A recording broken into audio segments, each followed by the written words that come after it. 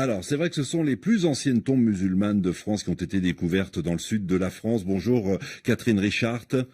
Bonjour. Vous êtes archéologue médiéviste à l'INRAP, l'Institut national de recherche archéologique préventive, qui est à l'origine d'ailleurs de cette découverte. À quand remontent d'ailleurs les 3 squelettes retrouvés? On a réussi évidemment à les dater? Oui, oui, bien sûr, elles ont été datées par analyse au radiocarbone et elles proposent une chronologie autour du 8e siècle.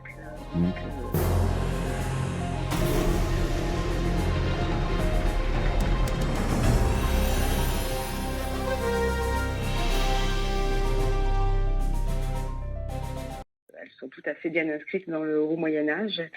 Et par ailleurs, ces datations ont été mises en rapport avec à la fois l'histoire événementielle et les textes qui semblent indiquer la présence de populations musulmanes à Nîmes vers 720. Oui, parce qu'il y a des textes effectivement, mais la découverte de ces 3 squelettes permet enfin véritablement d'avoir, on va dire, une trace matérielle, une véritable preuve du passage des musulmans au 7e, 8e siècle dans le sud de la France. Et oui, parce qu'il était quand même incroyable que, au cours de l'expansion musulmane, qui touche bien entendu l'Espagne, le sud de la France ne soit pas touché, alors qu'on savait par ailleurs qu'il y avait également quelques épisodes de confrontation sur l'Italie. Vous en retenez quoi, vous, Catherine Richard, exactement?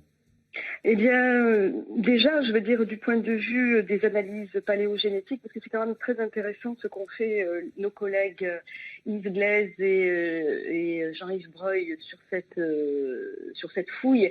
Ils ont tout de suite opté pour la mise en place de réflexions pluridisciplinaires.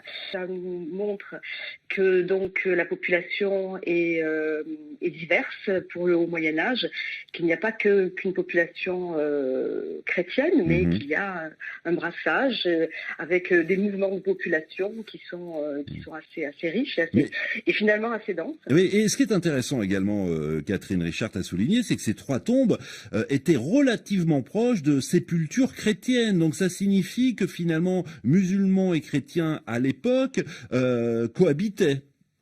Oui, et c'est intéressant effectivement de le souligner, c'est-à-dire que ces tombes, les fouilleurs indiquent bien qu'elles sont dans une même zone funéraire.